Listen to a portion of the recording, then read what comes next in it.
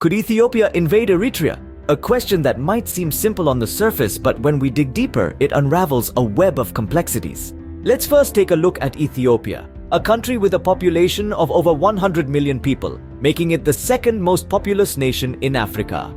Ethiopia boasts a military force that ranks among the top in the continent. Their arsenal includes hundreds of tanks, armored fighting vehicles, and a relatively small air force. This vast manpower and significant ground capability provide Ethiopia with a considerable advantage.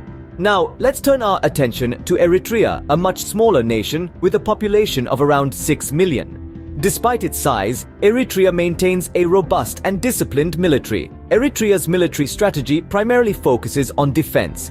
It has a sizable infantry force, trained in guerrilla warfare, and is well versed in utilizing the rugged mountainous terrain to their advantage. If Ethiopia were to initiate an invasion, its larger army and heavy artillery would be an advantage. However, the Eritrean forces, experienced in defensive warfare and familiar with the terrain, would be a formidable opponent. Moreover, an invasion would not merely be a military contest.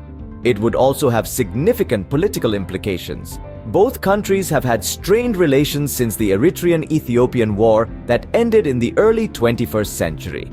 An invasion could potentially destabilize the region and invite international intervention. In conclusion, while Ethiopia has a larger military and superior firepower, Eritrea's defensive strategy and familiarity with the terrain make it a tough nut to crack. An invasion would not only be a military challenge, but also a political minefield.